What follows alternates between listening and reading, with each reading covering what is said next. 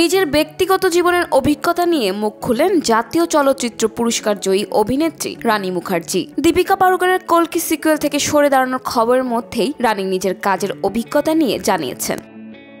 রানী জানান, মেয়ে আদিরার জন্মের পর তিনি যখন হিচকির শুটিং করছিলেন, আদিরা তখন 14 মাসের। মেয়েকে দুধ পান করানোর জন্য তাকে একটি কঠোর রুটিন মেনে চলতে হতো। তিনি সকালে দুধ পান করে বেরিয়ে যেতেন এবং পরিচালকের সহায়তায় 6 থেকে 7 ঘন্টার মধ্যেই শুটিং শেষ করতেন, যাতে তিনি দুপুরের মধ্যে বাড়ি ফিরে আসতে পারেন। রানী বলেন, এই বিষয়গুলো এখন আলোচনায় এসেছে কারণ হয়তো মানুষ বাইরে এগুলো নিয়ে কথা বলছে, কিন্তু সব পেশাতেই এটা স্বাভাবিক। আমিও একটা নির্দিষ্ট সময় ধরে কাজ করেছি। যদি প্রযোজক রাজি থাকেন তাহলে ছবিটা করা যায়, না থাকলে করা যায় না। এটা একেবারেই পছন্দের বিষয়, কেউ কাউকে জোর করছে না। পুরুষরা সন্তান জন্ম দিলে পৃথিবীতে কোনো যুদ্ধই থাকতো না উল্লেখ করে রানী বলেন, ভাবুন তো, যদি পুরুষদের সন্তান জন্ম দিতে হতো তাহলে তারা সবাইকে পাগল করে দিত। এখন তাদের হাতে অনেক সময়, তাই যুদ্ধ করছে। যদি তাদের সন্তান জন্ম দিতে হতো তাহলে হয়তো পৃথিবীতে কোনো যুদ্ধই থাকতো না, কারণ ওরা তখন শুধু শিশুকে নিয়েই ব্যস্ত থাকতো।